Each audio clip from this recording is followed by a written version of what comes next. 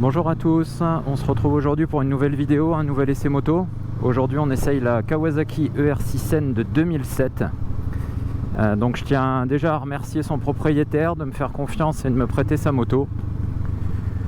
On va se faire un essai un petit peu de départemental, un petit peu d'autoroute, un petit peu de ville. Et on va déjà commencer par s'arrêter, je vais vous faire le tour de la moto, vous expliquer un petit peu les caractéristiques de cette ER6 et les caractéristiques de l'ER6 de manière générale. Alors je me suis arrêté, petite présentation à l'arrêt de cette ER6. Donc je vais faire la présentation à la GoPro parce qu'il y a un petit peu de vent, comme ça je parle dans le casque en même temps et je pense que ce sera mieux.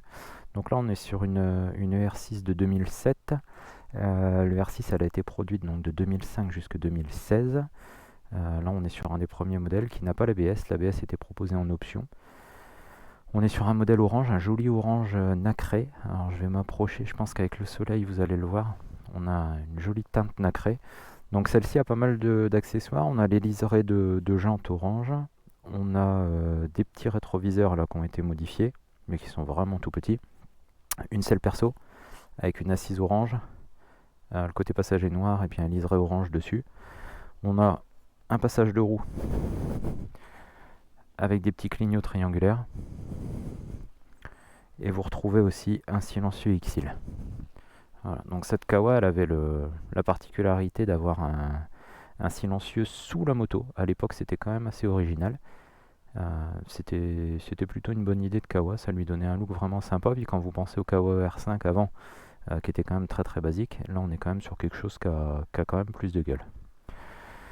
Donc sur cette moto on va retrouver une fourche traditionnelle de diamètre 41 à l'avant, un amortisseur à l'arrière placé horizontalement entre le cadre et le bras oscillant. Ça fait un petit peu penser au Suzuki TLS. Donc niveau look c'est pareil, c'est plutôt sympa. L'amortisseur il est réglable en précontrainte. On peut régler la précharge du ressort. Au niveau de la fourche par contre il n'y a aucun réglage. Au niveau du freinage, on retrouve à l'avant donc un mètre cylindre traditionnel. C'est pas de la durite Avior, hein, c'est de la durite classique. Et on a deux étriers Tokiko qui viennent pincer ces disques à pétales. Donc c'est pareil, une des originalités de cette moto à l'époque, c'était les disques de frein à pétales aussi bien à l'avant qu'à l'arrière. À l'arrière vous retrouvez la même chose. Et puis vous retrouvez aussi un étrier Tokiko. Donc là le propriétaire a rajouté aussi des petits diabolos pour la béquille d'atelier. Plutôt pratique pour entretenir et graisser sa chaîne. Au niveau du poste de conduite, donc on retrouve voilà, un poste de conduite traditionnel des japonaises de l'époque. Donc à gauche on a un plein phare clignotant, klaxon, appel de phare, warning. On a un warning, ça c'est plutôt cool. De l'autre côté coupe-circuit démarreur. Et puis au niveau du tableau de bord c'est assez basique. Donc on a notre contour, notre compteur de vitesse. On va retrouver le kilométrage total, un trip, un deuxième trip, une horloge. Et c'est à peu près tout. Voilà. Ensuite on a le panel de voyants classique, donc la pression d'huile et l'alerte de surchauffe, niveau de refroidissement, un témoin de réserve et un témoin de défaut d'injection. Donc cette moto elle est motorisée par un bicylindre en ligne, 4 soupapes par cylindre de 650 cm3. Donc la version A2 entre 2006 et 2013 elle développait 34 chevaux et passé 2013 on était à 47,5. Là on est sur une version libre, donc à 72 chevaux. On a un refroidissement liquide et une injection avec starter automatique. La monte de pneumatique, on est en 120 à l'avant, on est en 160 à l'arrière. Niveau aspect pratique, il n'y a vraiment pas grand chose en fait sur cette moto. Hein, parce que sous la selle, on va pas retrouver beaucoup de place. Donc vous pouvez ouvrir la selle, on a la serrure là qui est en dessous. On va pouvoir déverrouiller la selle. Et en dessous, on va retrouver la batterie, une petite trousse à outils. Et puis après, voilà, il y a la place de mettre, je sais même pas si on arrive à passer une combi de pluie, aussi peut-être quand même. Mais voilà, il n'y a pas des tonnes d'aspects pratiques sur cette machine. Donc on a un silencieux X-Seal qui fait un son plutôt sympa.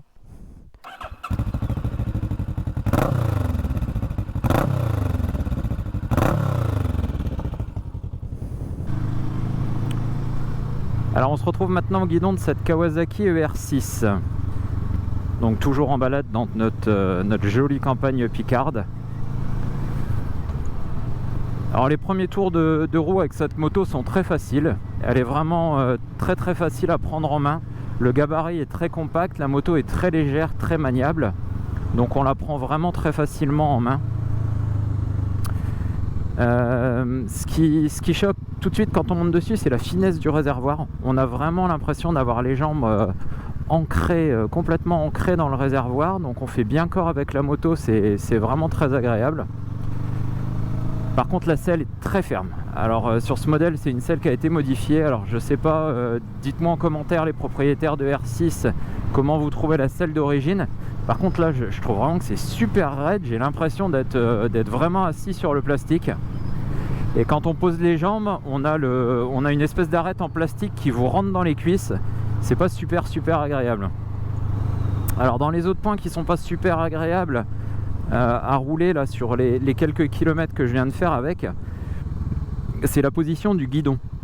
Alors pareil, je pense que le guidon est d'origine, mais j'aimerais bien confirmation aussi, et je trouve que le guidon est très cintré sur l'intérieur, et du coup je me retrouve avec je sais pas si vous voyez ma main là, mais mon poignet est pas droit en fait. Ma main elle est tordue comme ça, et du coup je trouve ça vraiment pas très confortable. On a envie de rentrer les coudes pour remettre les poignets droits, mais du coup on n'est pas très bien. Quand on remet les bras comme ça, on a le poignet un peu cassé, et j'aurais aimé un guidon un poil plus droit pour avoir les bras un tout petit peu plus écartés et un peu plus naturellement posés. Après la position du guidon est parfaite, on est assis bien droit, il tombe bien sous la main, aucun problème là-dessus. Donc cette version là, c'est une R6 de 2007 qui était proposée bridée en 34 chevaux pour les permis A2 ou 72 chevaux la version libre. Donc là le modèle que j'essaye est en version libre, donc on a bien les 72 chevaux.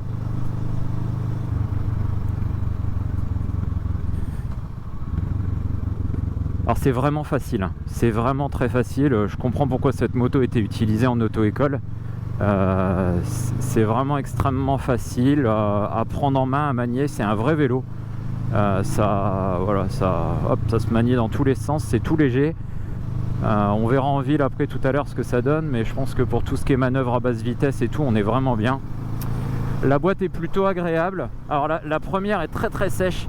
Quand vous êtes au point mort et que vous passez la première, ça claque, c'est vraiment très sèche. Par contre après, aucun problème. L'étagement est bon, la boîte est relativement douce. Donc là vous voyez, je suis entre 70 et 80 en 6ème. Donc là j'évolue entre 3 et 4000 tours. Le moteur est doux, il cogne pas, malgré le silencieux X-Seal qui est très bruyant. Donc elle n'est pas en silencieux d'origine, hein. Elle a un silencieux X-Seal qui est vraiment bruyant. Une fois que je suis en train de rouler stabilisé à 80, c'est pas gênant. Franchement c'est pas gênant. On est à moins de 4000 tours. Donc voilà, on n'use pas le moteur, on consomme pas beaucoup, on est bien. Les suspensions sont très fermes. Alors j'en viens aux suspensions parce que vous entendez peut-être ma voix qui sautille un peu dans les petites bosses, mais je trouve les suspensions, l'amortisseur arrière vraiment ferme là sur les petites bosses. Je vais pas dire que je saute sur la selle, mais presque. Ça filtre pas grand chose. La fourche c'est pareil, la fourche est assez raide. Je trouve que ça filtre pas beaucoup. Alors ça plonge un peu au freinage, et par contre bizarrement quand on passe dans les bosses ça sautille énormément. Donc c'est ça qui m'a interpellé un petit peu là sur ces premiers tours de roue, c'est que je m'attendais vraiment à une machine beaucoup plus confortable, alors qu'en fait elle est quand même assez ferme, avec une selle assez ferme, et j'aurais pensé beaucoup plus de confort de cette moto.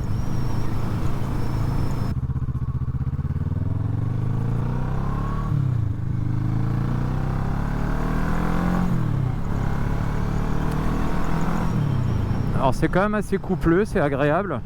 Là j'évolue entre 4 et 5000. On sent que c'est un bicylindre, on sent qu'on a du couple. Il y a quand même 650 cm3, donc les relances sont plutôt correctes. Le bruit du moteur est très sympa aussi. Donc on reste dans l'esprit, hein, Kawa de l'époque. C'est une moto qui est venue remplacer la Kawasaki ER5 qui avait eu un succès énorme. Cette moto-là a tout de suite été énormément vendue.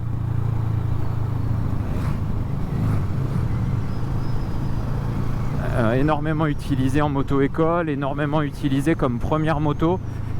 Et franchement, là, pour ces premiers tours de roue, même quand on n'est pas débutant, on prend déjà du plaisir avec cette machine qui est vraiment un petit jouet, un petit vélo. Alors là, je suis en 6ème à 80.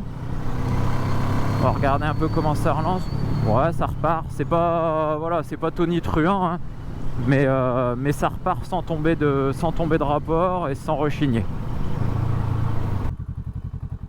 Alors par contre, la boîte, là, j'ai passé la première. Écoutez, alors, elle a pas trop claqué là, mais j'ai eu 2-3 passages de première tout à l'heure où on a l'impression que la moto va faire un bond d'1 mètre en avant quand vous enclenchez la première.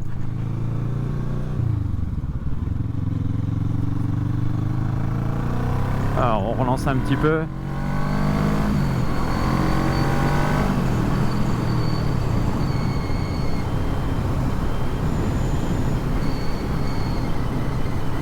Bon, jusqu'à 6000, ouais, c'est coupleux, ça relance bien. C'est pas violent, hein, enfin, il y a vraiment de quoi se faire plaisir sans se faire peur.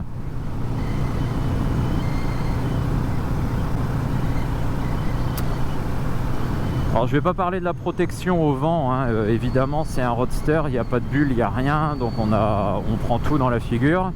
Par contre on a les jambes légèrement protégées. Comme les jambes rentrent bien dans la moto, on a les jambes qui elles sont quand même assez protégées. Je trouve les repose-pieds forts en arrière, donc c'est assez surprenant sur des machines de série comme ça qui n'ont pas non plus une vocation très sportive. Je trouve que les repose-pieds sont très en arrière. On a un petit peu une position au niveau des jambes et une sensation au niveau des jambes autour du réservoir qui rappellerait une Ducati Monster. On a vraiment l'impression d'être ancré dans la moto. Donc ça, si en conduite sportive, si vous attaquez un peu, c'est très agréable. Par contre, au quotidien, on perd en confort. Voilà, on peut pas avoir l'un et l'autre, c'est pas évident.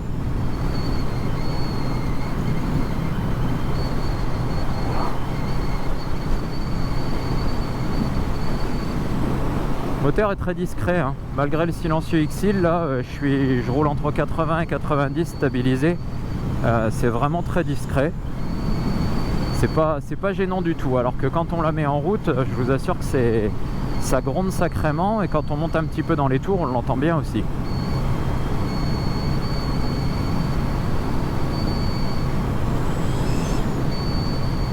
Alors le compteur est très lisible, donc Kawasaki a fait le choix de mettre un grand compte-tour au milieu, ce qui est assez surprenant sur une moto qui n'a pas de vocation forcément sportive, mais bon, c'est pas désagréable. Un compte-tour à aiguille, donc ça c'est plutôt sympa, moi j'aime bien encore, hein, les compte-tours à aiguille. Et puis en dessous on a un petit afficheur digital avec la vitesse qui est assez grande. On n'est pas gêné, là j'ai le soleil derrière moi, j'ai pas de reflet au niveau de la vitesse. J'ai un reflet au niveau du compte-tour mais pas au niveau de la vitesse, donc la vitesse est bien lisible.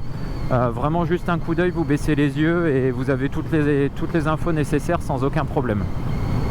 Après il y a un petit inconvénient là sur celle que j'essaye là, c'est que les rétroviseurs ont été modifiés, ils sont tout petits et on voit rien du tout derrière. Je suis obligé de rentrer mes coudes pour voir derrière et ça c'est pas top, je trouve ça quand même assez dangereux.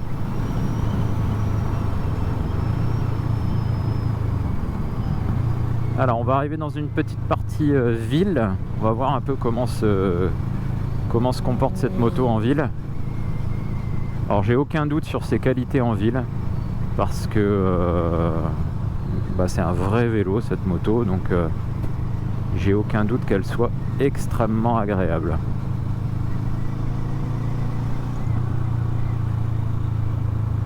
Alors on arrive sur un rond-point, frein arrière, ça freine un petit peu. Frein avant, on sent qu'il y a du frein, mais il faut y aller, hein. L'attaque au levier est vraiment molle, c'est assez surprenant. On a une longue course avant de commencer à avoir de la pression de freinage et faut aller chercher. Alors j'ai pas encore fait d'essai de freinage un petit peu plus appuyé, mais là rien que pour ralentir on sent qu'il faut aller le chercher.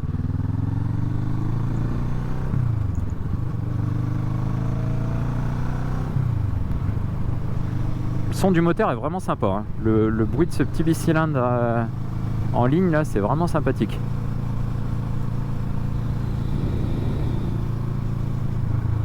Alors je vais passer un rond-point un tout petit peu plus vite pour voir un petit peu comment réagissent les suspensions.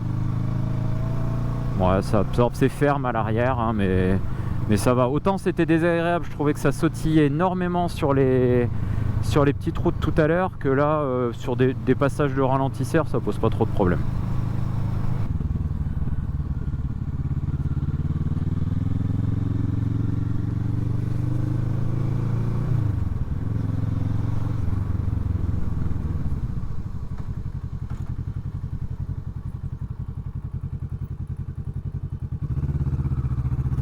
Bon, en ville, ça va vraiment super bien. C'est ultra maniable, c'est tout doux.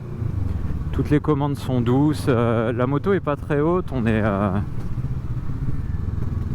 bien posé là. Je vais m'arrêter au feu. Ouais, c'est vraiment un vélo. Là, je suis posé. Vous voyez, je fais 1m78. J'ai les deux pieds à plat par terre. Il n'y a aucun problème.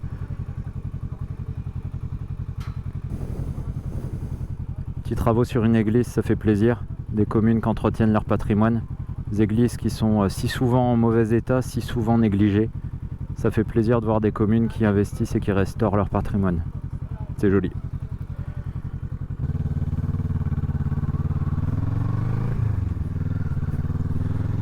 Alors un modèle comme la machine que j'essaye aujourd'hui, c'est un modèle de 2007, elle a 50 000 km.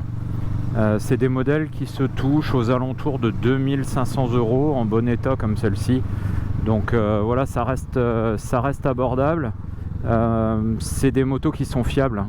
Donc voilà, comme toujours, c'est quand même bien d'avoir un historique d'entretien. Parce que même une machine réputée très fiable, si l'entretien a été négligé et qu'elle a été matraquée, vous vous doutez bien que ça cassera quand même, hein, évidemment. Rien n'est indestructible.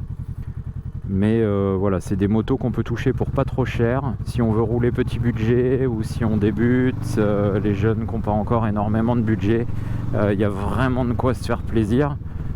Vous pouvez commencer brider 34 chevaux avec. Alors je ne l'ai pas essayé en 34 chevaux, mais j'ai eu quelques retours. Voilà, il paraît que le bridage en 34 sur ces modèles-là, on a encore beaucoup de coupes sur les bas régimes, ça on a quand même des bonnes relances. Par contre après on est vite frustré parce qu'elle prend pas ses tours. Donc la bride en fait empêche tout simplement la poignée de gaz de s'ouvrir. Donc faut pas espérer monter dans les tours et pas espérer chercher de la puissance. Évidemment on arrête à 34 chevaux donc c'est vite atteint.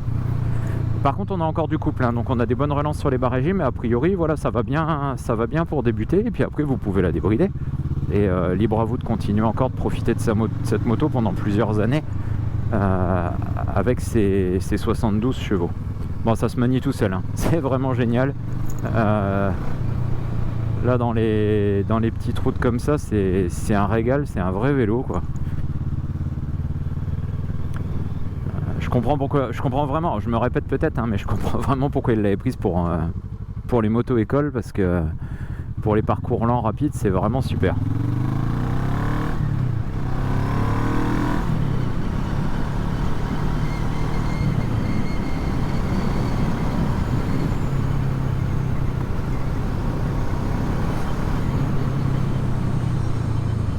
Oh, ça freine, hein. Faut aller chercher la poignée, hein, mais ça freine. Alors la moto se place toute seule, hein. Ça se place tout seul là dans les ronds-points, c'est vraiment hyper facile.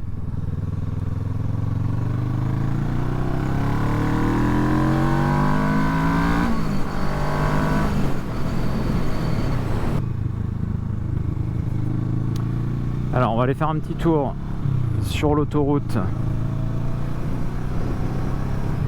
pour voir un petit peu comment la moto se comporte à des vitesses un petit peu plus élevées.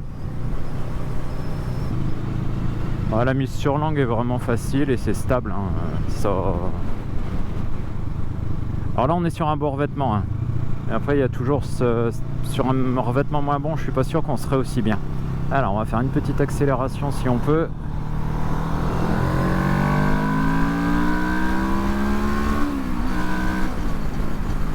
Ouais, ça marche bien, dans les tours ça marche bien.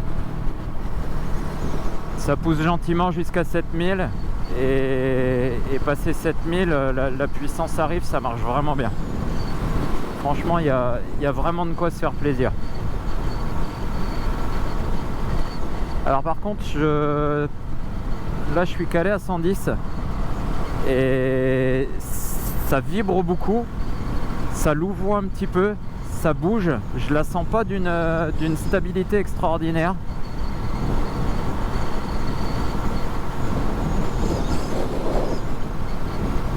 On va faire un petit test de reprise à 110.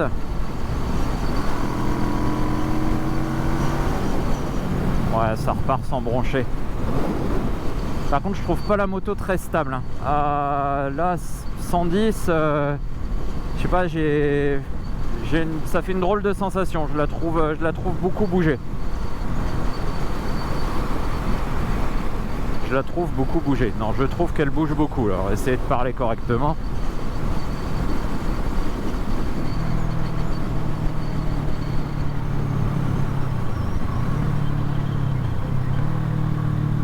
Alors on va sortir, on va rentrer de l'autre côté.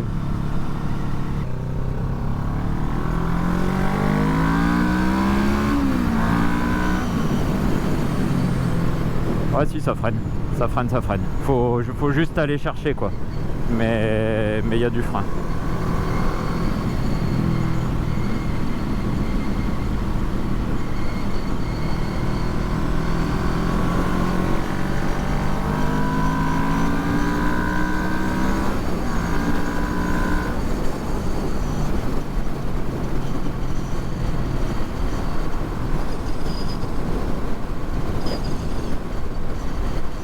Bon, évidemment c'est un roadster, hein, donc on prend tout dans la figure.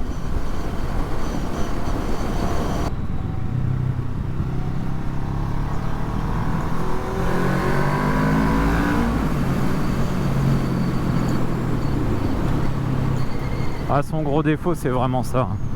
C'est les suspensions sur route dégradée. C'est quand on est sur un bon revêtement, il n'y a aucun souci, on est vraiment bien. Par contre sur route dégradée, c'est vraiment pas top. On saute, hein, on rebondit de bosse en bosse, ça absorbe rien du tout. Alors après on est sur une machine qui a 50 000 km. Je connais pas l'historique d'entretien de la suspension. La fourche n'a peut-être pas été révisée depuis un moment, l'amortisseur arrière est peut-être d'origine. Alors un amortisseur qui prend le dash, généralement c'est un amortisseur qui devient tout mou. Et là au contraire je trouve qu'il est vraiment ferme. Alors il est ferme au niveau du ressort, mais par contre il amortit pas derrière. Ce qui fait que vous sautez vraiment de bosse en bosse.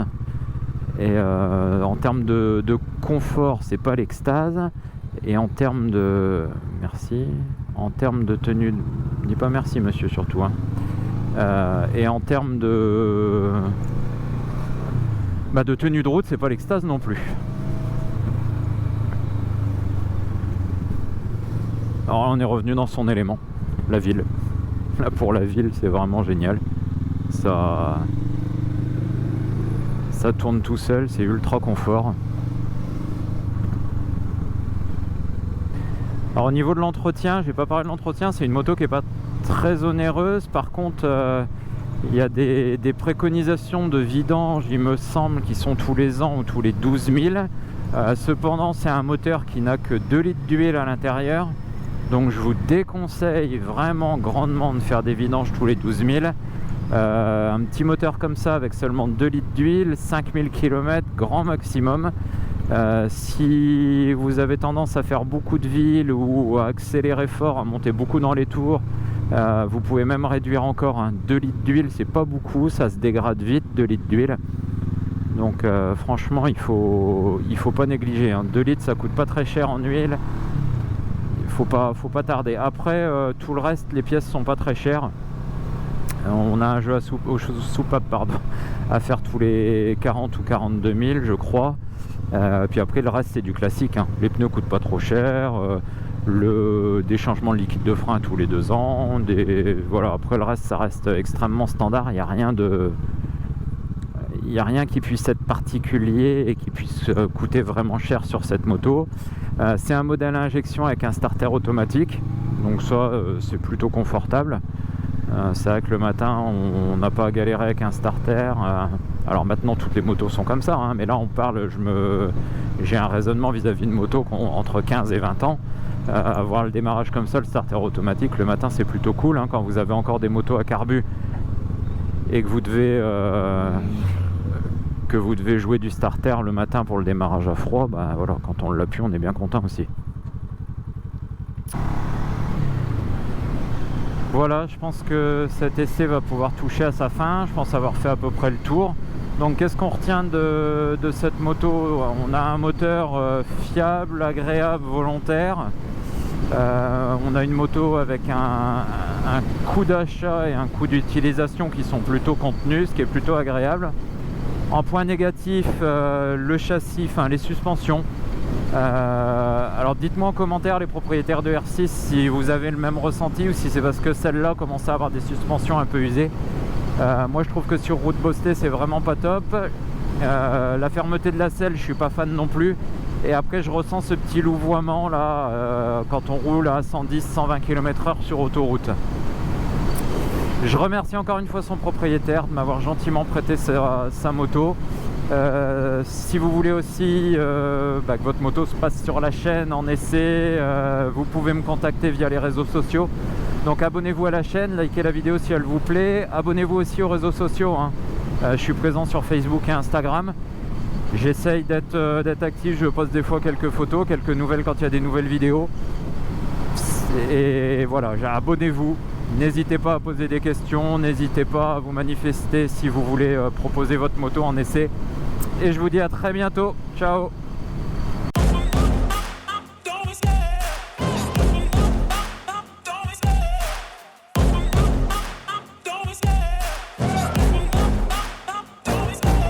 Love the chase and the hunt, and I set the pace when I'm running. I always take what I want and I always give it 100. Don't need a bank, no I'm funded. Play the game like it's nothing. I'm always thankful for something. Don't take for granted, stay humble. Now wake up, it's time to look at the enemy. Look in the mirror if he is no friend to me. It's not working out, maybe it's the chemistry. It's time to break up so I can make a better me. Better believe in your mind, cause it's everything.